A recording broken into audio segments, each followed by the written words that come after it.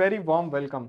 Veranda IAS के Hindi YouTube channel में आपका स्वागत है। आज हम सीसेट के एक नए टॉपिक को प्रैक्टिस करेंगे जो है रैशनल नंबर्स। रैशनल नंबर्स में हम ये देखेंगे कि कौन कौन से नंबर्स को हम रैशनल नंबर्स कह सकते हैं, इरैशनल नंबर्स क्या होते हैं, और एक इंपॉर्टेंट टॉपिक है ordering of rational number. Rational number को असेंडिंग ऑर्डर में कैसे सेट करना है, डिसेंडिंग ऑर्डर में कैसे सेट करना है, और इसके बेस पर एग्जाम में जो क्वेश्चंस आते हैं कुछ क्वेश्चंस के साथ भी हम डील करेंगे। तो आइए स्टार्ट करते हैं। रैशनल नंबर्स वो नंबर्स होते हैं जिसको आप p बाई क्यू के फॉर्म में लिख सकते हैं। Numbers which can be expressed, यहां पर कैन बी जो है ये एक कीवर्ड है। इसका मतलब ये नहीं कि जो नंबर फ्रैक्शन में लिखा हुआ है like p divided by Q, इसी को रैशनल नंबर कहते हैं, ऐसा नहीं है। जिसको एक्सप्रेस किया जा सकता है p बाई क्यू के फॉर्म में वो रैशनल नंबर है, राइट।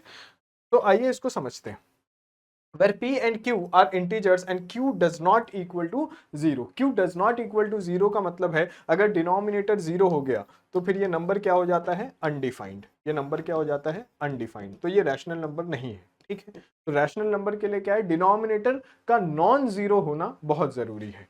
अब आप यहां से समझने की कोशिश कीजिए, जैसे आपने लास्ट लेक्चर में देखा होगा जब हमने फ्रैक्शन की बात कर रहे थे, है ना। तो p बाई क्यू के फॉर्म में अगर आप किसी भी नंबर को लिख सकते हैं तो ये नंबर क्या हो गया, रैशनल नंबर हो गया।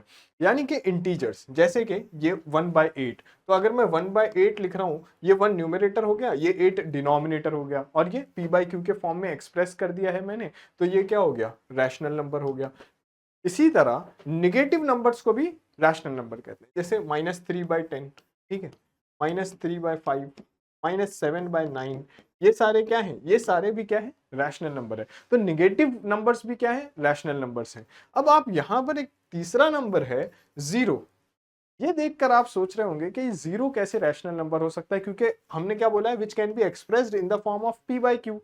तो p बाय क्यू ये फॉर्म में लिखना है, जीरो को कैसे लिख सकते हैं p बाई क्यू के फॉर्म में, है ना। तो अगर न्यूमरेटर जीरो है और डिनोमिनेटर में कोई भी इंटीजर नंबर हो, डिनोमिनेटर में कोई भी इंटीजर नंबर हो, इसका रिजल्ट क्या होगा, जीरो होगा। इसका रिजल्ट क्या होगा, जीरो होगा। इसको आप कॉन्सेप्चुअली ऐसे समझ सकते हैं कि अगर कोई चीज जीरो है और उसको मैं 5 लोगों में डिवाइड करूं तो सबको जीरो ही मिलने वाला है। तो जीरो को आप किसी भी इंटीजर से डिवाइड कीजिए, रिजल्ट हमेशा क्या होगा, जीरो होगा, क्योंकि जो होल टर्म है वो क्या है, जीरो है। अब आप जीरो को 4 लोगों में बांटिए, 10 लोगों में बांटिए, 20 लोगों में बांटिए, सबको जीरो ही मिलने वाला है, तो ये क्या हो गया, जीरो। तो इसलिए जीरो को हमेशा हम मान सकते हैं कि ये क्या है, रैशनल नंबर है, क्योंकि जीरो न्यूमरेटर में होगा, डिनोमिनेटर में कोई भी नंबर हो सकता है, 0/3, 0/9, 0/7, 0/100, कुछ भी हो सकता है। तो इसको हम p बाई क्यू के फॉर्म में तो हमने एक्सप्रेस कर दिया ना, p बाई क्यू के फॉर्म में एक्सप्रेस करना है, which can be expressed in the form of p by Q, उसको हम क्या बोलते हैं, रैशनल नंबर्स बोलते हैं, ठीक है। जैसे यहां पर देखिए 6, अब ये 6 देखकर आपको लगेगा कि ये तो 6 है, इसको p बाई क्यू के फॉर्म में कैसे लिख सकते हैं। तो p बाई क्यू के फॉर्म में ऐसे लिख सकते हैं कि अगर डिनोमिनेटर कुछ नहीं है, मतलब डिनोमिनेटर में 1 है, डिनोमिनेटर में 1 है, जैसे 3/1, 7/1, तो ये क्या है, आपने क्या किया, इंटीजर को एक्सप्रेस्ड कर दिया p बाई क्यू के फॉर्म में। यही यही कीवर्ड है, which can be expressed in p by Q form. तो हमने एक्सप्रेस कर दिया उसको p बाई क्यू के फॉर्म में, तो ये क्या है, रैशनल नंबर है, ठीक है। ये आपको समझ में आ गया। अब 0.3 के ऊपर क्या है, डॉट है। अब आपको याद होगा लास्ट क्लास में हमने देखा था कि अगर डेसिमल नंबर में कोई भी डिजिट आफ्टर डेसिमल रिपीट होता है, अगर सिंगल डिजिट रिपीट होता है तो हम उस पर डॉट लगाते हैं, अगर सेट ऑफ डिजिट रिपीट हो रहे हैं तो उस पर हम बार लगाते हैं। तो 0.3 डॉट लिखने का क्या मतलब है, दिस इज 0.3333, है ना, और ये कंटिन्यू चलता रहेगा, राइट। अब इसको हम कैसे p बाई क्यू के फॉर्म में लिख सकते हैं, आपको याद होगा जब हमने कन्वर्जन किया था, conversion of decimal number into fraction, तो हमने देखा था 0.3 कैन बी रिटन एज 1/3, 1/3 लिख दिया आपने, यही क्या हो गया 0.33, और ये 0.3 ऊपर डॉट लगा हुआ है। डॉट लगने का क्या मतलब है, ये रिकरिंग है, तो ये क्या हो गया 0.333333, राइट। तो ये सारे जो हैं ये क्या है, एग्जाम्पल हैं रैशनल नंबर के। तो अब ये नहीं समझना है कि जो नंबर फ्रैक्शन में लिखा हुआ है वही नंबर रैशनल नंबर है, नहीं। फ्रैक्शन में जिसको लिखा जा सकता है वो नंबर क्या है, रैशनल नंबर है। अब यहां से एक इंपॉर्टेंट डिबेट शुरू होती है कि अगर रैशनल नंबर्स ये हैं तो इरैशनल नंबर्स क्या है। आपको याद होगा हमने एक टॉपिक किया था सर्ड्स, थर्ड्स में हमने देखा था कि कुछ चीजें हैं जो रिकरिंग डेसिमल नंबर नहीं आता, नॉन रिकरिंग, नॉन टर्मिनेटिंग, ठीक है, वो चलता ही जा रहा है और रिपीट भी नहीं हो रहा, चलता ही जा रहा है। जब आप उसको डेसिमल में कन्वर्ट कर रहे हैं, √2 है, √3 है, √5, √7, जैसे ये नंबर है, आप देखिए इसमें कोई पैटर्न रिपीट नहीं हो रहा है, 0.23176473 कोई नंबर, कोई पैटर्न, कोई बंच ऑफ नंबर्स या फिर कोई एक सिंगल नंबर रिपीट नहीं हो रहा। रिपीट नहीं हो रहा मतलब ये क्या है? Irrational. This is irrational number. Numbers which, when expressed in decimal, would be in non-terminating and non-repeating form. तो टर्मिनेट भी नहीं हो रहा है और रिपीट भी नहीं हो रहा है और ये चलता ही जा रहा है, इसको हम क्या कहते हैं? इर्रेशनल नंबर्स कहते हैं। हमारा टॉपिक इर्रेशनल नंबर्स नहीं है, हमारा टॉपिक है रैशनल नंबर। रैशनल नंबर की कुछ प्रॉपर्टीज हैं। अब उन प्रॉपर्टीज को हम कुछ क्वेश्चंस के थ्रू समझने की कोशिश करेंगे, कुछ क्वेश्चंस को सॉल्व करेंगे, हमें समझ में आएगा कि क्या क्या प्रॉपर्टीज रैशनल नंबर शो करता है, राइट। अब जैसे ये एक क्वेश्चन है, if x is a rational number and y is an irrational number. x क्या है? रैशनल है, और y क्या है? इररेशनल, ठीक है। अब ये इस तरह के क्वेश्चन इस पिछले 2 सालों में हम देख रहे हैं यूपीएससी में काफी पूछे जा रहे हैं। जैसे अब आपको ये क्वेश्चन नहीं देते हैं, जैसे मान लीजिए ये इस तरह का एक क्वेश्चन है, मैं एग्जांपल के लिए आपको दिखा रहा हूँ। जैसे ये एक क्वेश्चन है, डिजिट्स दे दिया है, आपको कंपेयर करना है, आप कंपेयर करेंगे और एक सोल्यूशन निकालेंगे और आंसर टिक कर देंगे। लेकिन अब ये इस तरह के क्वेश्चन नहीं पूछ रहे, अब ये कैसे क्वेश्चन पूछ रहे हैं? Analytical question. This is like analytical question, आपको इसमें डिडक्शन करने पड़ेंगे, ठीक है। तो अब ये हम क्वेश्चन सॉल्व करने की कोशिश करते हैं। x is a rational number. अब रैशनल नंबर है तो कोई सा भी नंबर ले सकते हैं। अभी यहाँ पर हमने एग्जांपल्स देखी है रैशनल नंबर्स की, इसमें से कोई सा भी नंबर ले सकते हैं रैशनल नंबर के लिए, राइट। तो मैं यहाँ पर क्या करता हूँ, एक रैशनल नंबर ले लेता हूँ, let x is a rational number और let x is equal to 0। 0 भी तो एक रैशनल नंबर है, तो let x equal to 0 which is a rational number, right. और क्या कर रहा हूं मैं, y की भी कुछ वैल्यू एज्यूम कर ले रहा हूं, let y is equal to √2, और √2 क्या है? इररेशनल नंबर है, right. This is irrational number. मैंने एक रैशनल नंबर ले लिया, एक इररेशनल नंबर ले लिया, जैसा इन्होंने क्वेश्चन में कहा है x is a rational number, तो मैंने x को एज्यूम कर लिया है एक रैशनल नंबर। y को इन्होंने कहा है इररेशनल नंबर, तो मैंने y is equal to √2 assume कर लिया है which is an irrational number. अब ये एक स्पेसिफिक चीज आपसे पूछना चाह रहे हैं, properties of rational and irrational. ये बोल रहे हैं कि x प्लस वाई और x मल्टीप्लाई बाय y, ये कैसे नंबर्स आएंगे? अगर x रैशनल है, y इररेशनल है, तो अगर मैं दोनों का एडिशन करूं तो मुझे क्या मिलेगा? अगर मैं दोनों को मल्टीप्लाई करूं तो मुझे क्या मिलेगा? तो x plus y and x multiply by y both are necessarily rational. Necessarily rational होगा या नेसेसरीली इररेशनल होगा, ये हमें पता लगाना है। तो कैसे पता लगेगा? आपने दो नंबर लिए हुए हैं x और y, आप दोनों को ऐड करके देख लीजिए, दोनों को मल्टीप्लाई करके देख लीजिए। और क्या पूछ रहे हैं? x y is necessarily irrational but x plus y can either be rational और irrational. x plus y is necessarily irrational, x into y can be either rational और इररेशनल। अब ये क्वेश्चन हमें सॉल्व करना है। हमने क्या किया? एजम्पशन कर दिया। assumption क्या कर लिया? x equal to 0 which is a rational number, x y is equal to √2 which is irrational number as given in the question। अब हम इसको एडिशन करके देखते हैं। हमें दो ही यहाँ पर ऑपरेशन परफॉर्म करने हैं, एक एडिशन का और एक मल्टीप्लीकेशन का। अगर मैं एडिशन का ऑपरेशन परफॉर्म करता हूँ तो मुझे x प्लस वाई क्या मिल जाएगा? x equal to 0, y is equal to √2, यानी कि ये मुझे √2 मिल गया, सॉरी यहाँ पर √2 मिल गया। और ये √2 क्या है? This √2 is what? Irrational। तो एक चीज तो क्लियर हो गई, एक चीज तो क्लियर हो गई। क्या क्लियर हो गई? कि अगर मैं दो नंबर है, एक रैशनल है एक इररेशनल है, अगर मैं दोनों का एडिशन करता हूं तो मुझे रिजल्टेंट क्या मिलेगा? Irrational number. मतलब x प्लस वाई क्या है? Irrational number. तो ये ऑप्शन तो कैंसिल हो गया, x plus y is irrational. ये ऑप्शन वैलिड है, ये ऑप्शन वैलिड है अभी, है ना। और x plus y can either भी रैशनल, ये भी वैलिड है, ठीक है। लेकिन आइदर भी रैशनल और इररेशनल अगर मुझे ये समझना है तो मैं क्या करता हूँ, एक 0 के प्लेस पे कोई दूसरा नंबर भी ले सकते हैं। मान लीजिए x को मैं 0 की जगह 2 ले लेता हूँ, तो 2 प्लस √2 क्या हो जाएगा 2 plus root two, again it is what, irrational number. Irrational number का मतलब है ये वाला पॉइंट तो कैंसिल हो गया ना कि x plus y can be either rational और irrational, no it is necessarily what, irrational. तो ये ऑप्शन भी गया, मतलब आपका सी चला गया और आपका क्या चला गया, ए आंसर, ए ऑप्शन चला गया। अब आपको बी और डी में से पता लगाना है।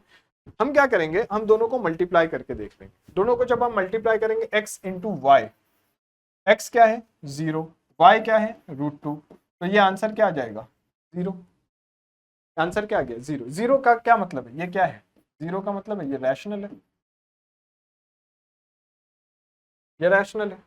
अब आपको ऑप्शन तो मिल गया, यहाँ पर ऑप्शन क्या मिल गया, देखिए x plus y and x y are necessarily irrational, गलत है ना। तो आंसर तो आप टिक कर सकते हैं, आंसर क्या हो जाएगा D, x plus y is necessarily irrational but x y can either be rational और इररेशनल। लेकिन अभी हमने जब फाइंड किया अपने वैल्यूज से तो हमें क्या मिला, x into y is rational, right. तो अब इस प्रॉपर्टी को हम एक और तरीके से फाइंड कर सकते हैं। x की वैल्यू क्या करते हैं, हम 2 रख देते हैं। जब मैंने 2 रखा तो 2 इंटू √2 क्या हो गया 2√2, 2√2 इज व्हाट, इररेशनल नंबर। तो रैशनल और इररेशनल दोनों रिजल्ट आ सकता है। तो x की वैल्यू को हम 0 रख के भी चेक कर सकते हैं और x की वैल्यू को हम 2 रख के भी चेक कर सकते हैं, ठीक है। आई होप आपको ये समझ में आ गया। तो प्रॉपर्टी क्या है, अगर x एक रैशनल नंबर है, y एक इररेशनल नंबर है, तो दोनों का एडिशन हमेशा क्या आएगा, इररेशनल नंबर आएगा, हमेशा irrational. Addition will always be an irrational number. लेकिन अगर हम क्या बात कर रहे हैं, अगर हम बात कर रहे हैं इनके मल्टीप्लीकेशन की, तो मल्टीप्लीकेशन रैशनल भी हो सकता है और इररेशनल भी हो सकता है। आई होप ये आपको प्रॉपर्टी समझ में आ गई है। इस तरह के क्वेश्चन अब कॉमन आने लगे हैं एग्जाम में।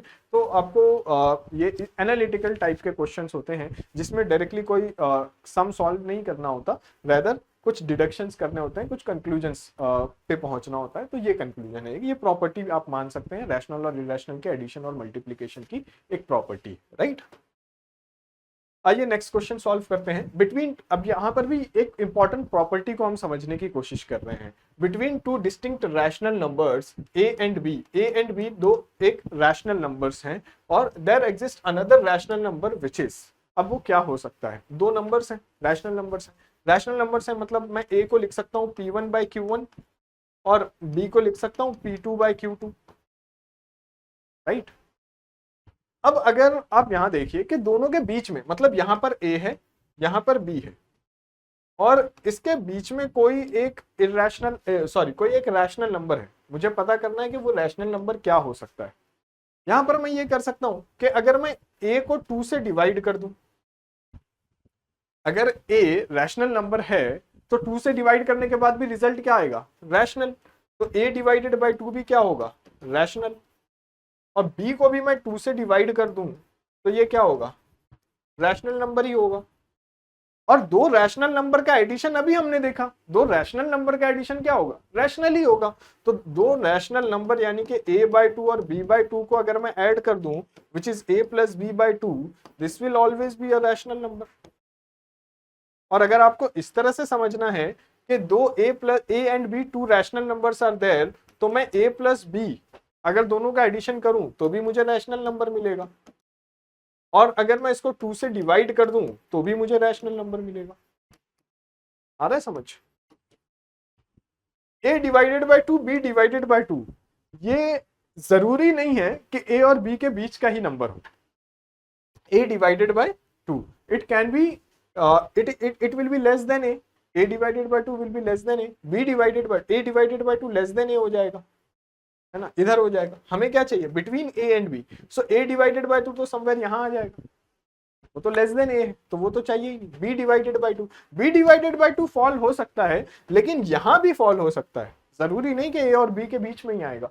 हो सकता है a से भी छोटा नंबर आ जाए, मल्टीप्लीकेशन हो सकता है कि b से भी बाहर चला जाए। इस रेंज में चाहिए तो इस रेंज में क्या ऑप्शन बचता है आपके पास, a प्लस b बाई 2। और whether it is satisfying the condition of rationality और not, yes, if it can be divided by 2 it will give rational number if both numbers are added, they will give rational number. So it is satisfying the property of rationality as well as the number will fall between a and b. तो अब यहां से आपको एक property समझ में आ गई. क्या प्रॉपर्टी है? Between two distinct rational numbers a and b, there exists another rational number जो कि हमेशा क्या होगा? a plus b by 2. तो ये एक प्रॉपर्टी है जिसको हमने क्वेश्चन के फॉर्म में समझने की कोशिश की. राइट, आइए नेक्स्ट क्वेश्चन पे चलते हैं.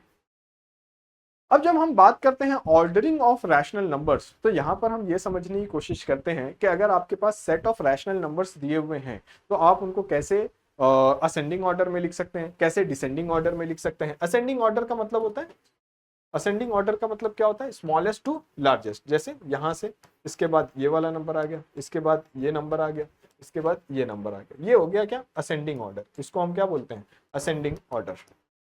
मतलब आप क्या कर रहे हैं? स्मॉलेस्ट टू लार्जेस्ट की तरफ जा रहे हैं. ये हो गया ascending. Smallest, larger, larger, largest. Right. जब डिसेंडिंग ऑर्डर की बात करेंगे, यही इसी को रिवर्स ऑर्डर कर दिया, यही क्या हो गया? डिसेंडिंग ऑर्डर हो गया. डिसेंडिंग ऑर्डर में हम किसकी बात करेंगे? Largest to smallest. तो ये डिसेंडिंग ऑर्डर है. लार्जेस्ट आ गया, लार्जर आ गया, लार्ज स्मॉलर, देन स्मॉलेस्ट. ये क्या हो गया आपका? Descending order. तो इस डायरेक्शन में आ रहे हैं डिसेंडिंग ऑर्डर, इस डायरेक्शन में जा रहे हैं असेंडिंग ऑर्डर. ठीक है. अब यहाँ पर क्वेश्चन की मदद से हम इसके प्रॉपर्टीज को समझेंगे, इसके अप्रोच को समझने की कोशिश करेंगे. But for rational number it's not always obvious with whole numbers. अगर आपको होल नंबर्स दिए जाएं, right, you have to compare. अगर आपको इस तरह से कुछ दिया है 3, 33, 97, 53, 21, अगर इस तरह के आपको नंबर्स दिए हुए हैं और इन नंबर्स को आपको असेंडिंग ऑर्डर और डिसेंडिंग ऑर्डर में लिखना है तो बहुत आसानी के साथ आप लिख सकते हैं. राइट, आपको वैल्यूज पता है, आपने लिख दिया.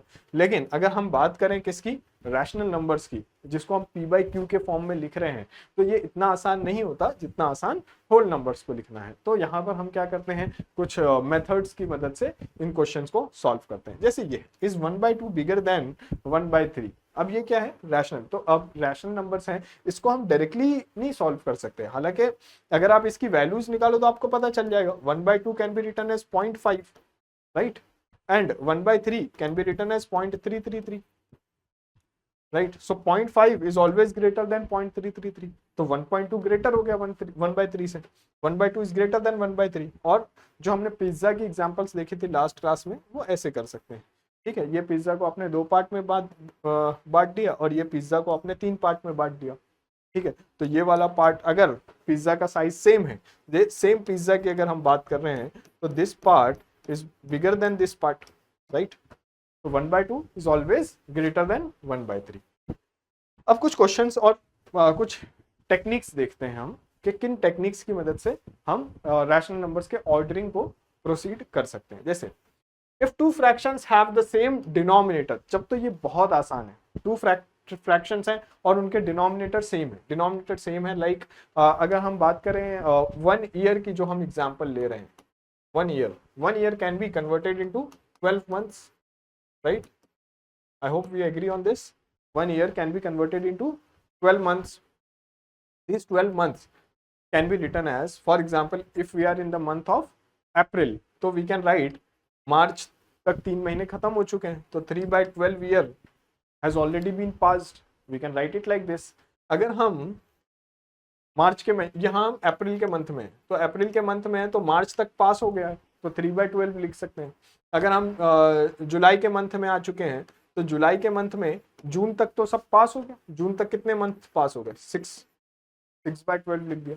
अगर हम बात कर रहे हैं अक्टूबर के मंथ की, तो सितंबर तक का मंथ पास हो गया, मतलब 9/12 part of the year has already been passed. अब आपको बोल रहे हैं असेंडिंग डिसेंडिंग में लगाओ, तो चूंकि ये डिनोमिनेटर सेम है, अगर डिनोमिनेटर सेम है तब तो ये बहुत आसान हो गया असेंडिंग डिसेंडिंग में लगाना. कैसे आसान हो गया? सिर्फ न्यूमरेटर को कंपेयर करना है. जो न्यूमरेटर बड़ा है वो नंबर भी बड़ा होगा, जो न्यूमरेटर छोटा है वो नंबर भी छोटा होगा, राइट. तो ऐसे भी कर सकते हैं.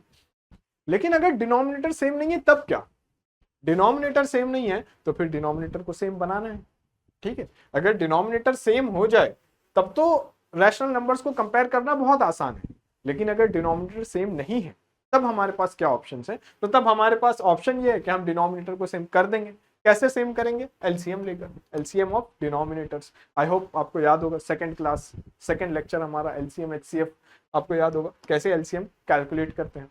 आप डिनोमिनेटर का एलसीएम निकाल लीजिए, न्यूमरेटर उसके हिसाब से एडजस्ट हो जाएगा, एडजस्ट होने के बाद क्या करेंगे, कन्वर्ट कर देंगे, या तो उसको rational numbers into equivalent fractions में कन्वर्ट कर दीजिए कॉमन डिनोमिनेटर के साथ, या तो फिर आप सिंपली क्या कर सकते हैं, जो अभी यहाँ किया हमने, इसको आप डेसिमल में कन्वर्ट कर दीजिए। जो भी फ्रैक्शंस आपको दिए हुए हैं 1/2, 1/3, 1/4, 1/5, सबको क्या कर लीजिए, डेसिमल में कन्वर्ट कर लीजिए। डेसिमल में कन्वर्ट करने के बाद आप आसानी से कंपेयर कर सकते हैं depending upon their values, right. तो ये एक ऑप्शन ये भी है।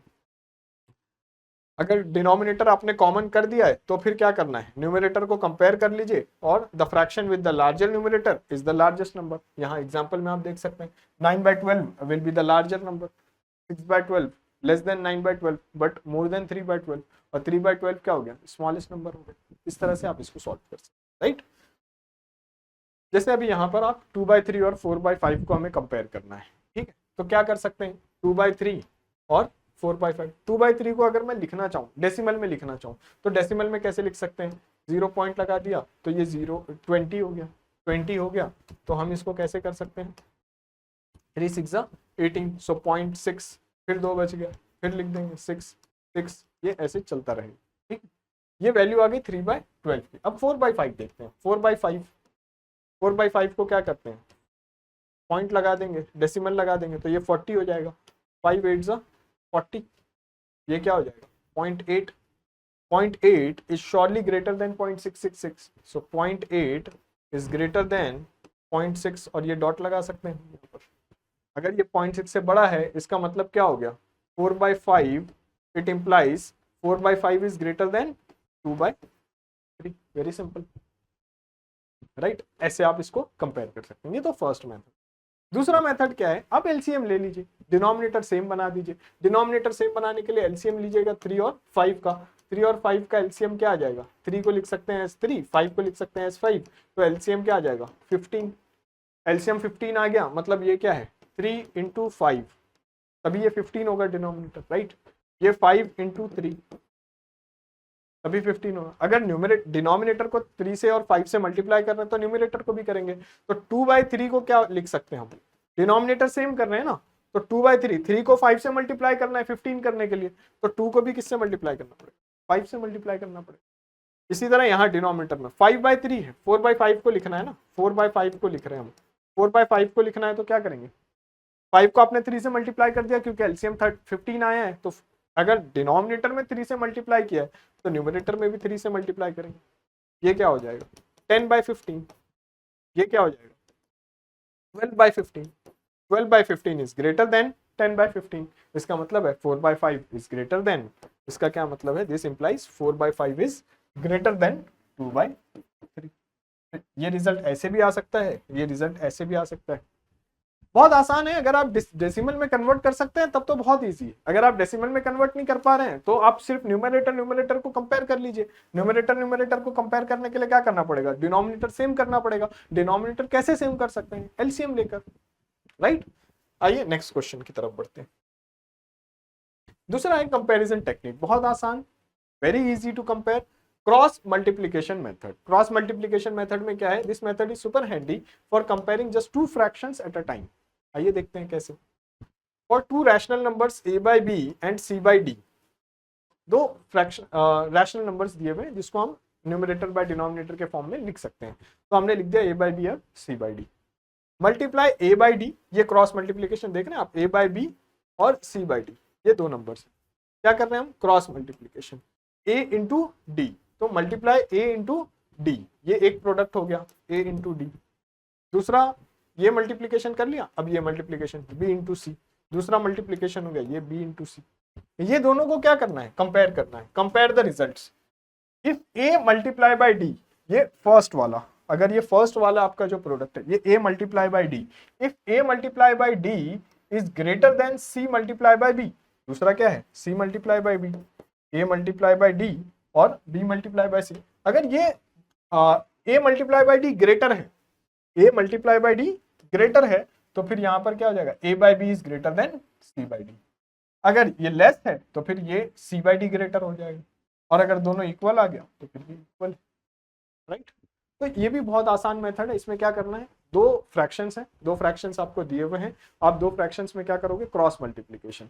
जिस तरफ बड़ा डिजिट आ गया उसी तरफ क्या है आपका लार्जर नंबर है, ठीक है। जैसे a multiply by D, c multiply by D, बड़ा नंबर आ गया अगर a मल्टीप्लाई बाई डी, इसका मतलब a की साइड बड़ी है, लेफ्ट साइड बड़ी है, a divided by b is more than c divided by d, right. कुछ क्वेश्चंस इस पे भी करके देखते हैं, बहुत आसान है। देखिए 3/7 है, क्रॉस मल्टीप्लीकेशन से करके देख रहे हैं। 3/7 है, 2/5 है, क्रॉस मल्टीप्लीकेशन करता हूं मैं, ये क्या आ जाएगा 5 3 जा 15, और ये क्या हो जाएगा 7 2 जा 14।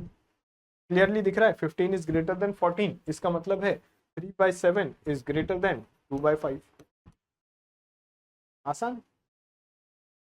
लेकिन इसको यहाँ ये समझना है कि अगर मैं ये मेथड यूज नहीं करूँ और मैं कौन सा मेथड यूज करूँ, कन्वर्टिंग इट इनटू डेसिमल, तो 3/7 कैसे लिख सकते हैं हम, 0 पॉइंट, ये हो जाएगा 30, राइट। 3/7 को कैसे लिख सकते हैं 30, ये क्या हो जाएगा 7 4 जा 28, 2 बच जाएगा, 7 2 जा 40 14, 7 2 जा 14, तो फिर 6 बच जाएगा, कैसे लिख सकते हैं इसको, 7 8 जा 56, तो 0.428। दूसरा नंबर है 2/5, इसको कैसे लिख सकते हैं हम 20/5 डेसिमल लगा के, तो ये क्या हो जाएगा 5 4 जा 20, 0.4, तो clearly 0.428 is more than 0.4, right. अगर 0.428 मोर देन 0.4 है, इसका मतलब 3/7 इज मोर देन 2/5, राइट। तो ये आपको समझ में आ गया होगा। आइए कुछ क्वेश्चंस देखते हैं। ये question very interesting question, the rational numbers line between 1/3 and 3/4 are. अब ये क्वेश्चन आप समझिए, जो मैंने आपको प्रॉपर्टी बताई कि दो नंबर है a और b, और ये दो नंबर के बीच में ये दोनों रैशनल नंबर है, यानी कि इसको p1/q1 लिख सकते हैं, इसको p2/q2 लिख सकते हैं, ये दो रैशनल नंबर है। इन दोनों के बीच का एक रैशनल नंबर फाइंड करना है। तो अभी हमने देखा था a + b/2, ऐसे करके फाइंड कर सकते हैं। ये a हो गया, ये b हो गया, दोनों को ऐड कीजिए, डिवाइडेड बाय 2 कर दीजिए, एक रैशनल नंबर मिल जाएगा। लेकिन see the beauty of this question, इसमें आपको ये ऑप्शंस दिया हुआ, दीज आर द ऑप्शंस, और इन ऑप्शंस में से बताना है कि weather these numbers will lie between 1/3 और 3/4 और नॉट। ये कैसे कर सकते हैं आप, पहले क्या करना है आपको, आप 1/3 और 3/4 की डेसिमल वैल्यू निकाल लीजिए। 1/3 और 3/4 की मैं यहाँ लिख देता हूँ। 1/3 की डेसिमल वैल्यू अगर मैं निकालूं तो ये 0.333 हो जाएगा, ये आपको पता है। और अगर मैं 3/4 की डेसिमल वैल्यू निकालूं तो ये क्या हो जाएगा 0.47 जा 28, और ये 0.75, ठीक है। 1/3 0.333 हो जाएगा, और 3/4 क्या हो जाएगा 0.75। अब मुझे ये देखना है कि इसमें से कौन से नंबर ये दोनों नंबर के बीच में आते हैं। अगर ये नंबर से छोटा आ रहा है तो भी नहीं है, ये नंबर से बड़ा आ रहा है, ये लिमिट है, आप समझ रहे होंगे, ये लिमिट है, this is the limit, this is 0.333 starting limit, और दिस इज अपर लिमिट 0.75। अब मुझे इन दोनों के बीच में ही रहना है। अब मैं जैसे ये नंबर है, इस नंबर को मैं कन्वर्ट करता हूँ डेसिमल में, डेसिमल में अगर मैं इस नंबर को कन्वर्ट करता हूँ तो मुझे क्या मिलेगा, 3 3 is 9, है ना। मैं इसको लिख देता हूँ यहाँ पर, आप कंफ्यूज नहीं, 117/300, राइट। ये छोड़ दीजिए 0, या फिर इसको रहने दीजिए, अभी हम इसको 3 से ही डिवाइड करते हैं। ये क्या हो जाएगा 3 3 is 9, ये 2 बच गया, है ना। 3 3 is 9, ये 2 बच गया, 3 9 is 27, और ये 2 0 है तो ये 2 के बाद डेसिमल लगेगा, ये क्या आ जाएगा 0.39। अब 0.39 इस लिमिट में आ रहा है क्योंकि ये 0.33 से स्टार्ट हो रहा है, तो 0.39 समवेयर हियर, राइट। अब दूसरा देखते हैं 287/4, 287/4, 400, तो ये 400, ठीक है। अब मैं 4 से करता हूँ इसको डिवीजन, क्या हो जाएगा 4 7 जा 28, 4 7 जा 28, और फिर यहाँ पर 7 है ना, 7, सो क्या हो जाएगा 4 1 जा 4, 4 1 जा 4, 4 7 जा 28, 4 1 जा 4, कितना बच गया 3 में फिर 0 लगा दिया, 4 7 जा 28, ये 0 0 को हटाने के लिए क्या कर रहा हूँ मैं, 0.717, 0.717 समवेयर यहाँ आएगा। 0.75 से तो छोटा होगा ना, 0.71 0.75 से तो छोटा होगा, तो ये नंबर होगा।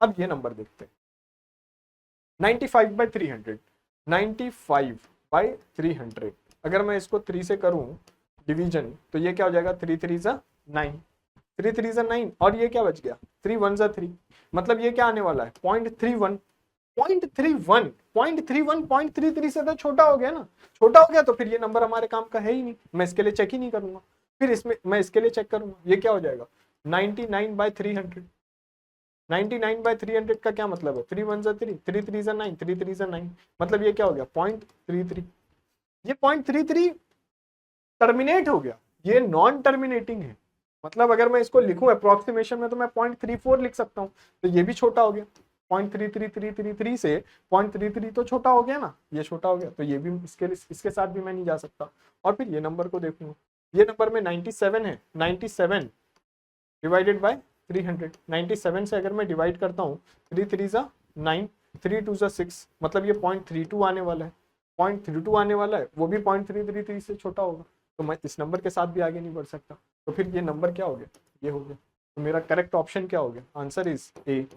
क्यों, क्योंकि ये देखिए 0.39 मतलब ये समवेयर यहाँ आएगा, और 0.71 मतलब समवेयर यहाँ आएगा, तो ये एक रैशनल नंबर है, ये एक रैशनल नंबर है, दिख रहा है रैशनल नंबर है 117/300, 287/400, ये रैशनल नंबर है, और ये किसके बीच में आ रहा है, ये इन दोनों नंबर के बीच में आ रहा है, राइट, ये इन दोनों नंबर के बीच में आ रहा है, ये हो गया हमारा आंसर, ठीक है। इस तरह के और भी क्वेश्चंस और नए नए टॉपिक्स हम देखते हैं नेक्स्ट क्लास में।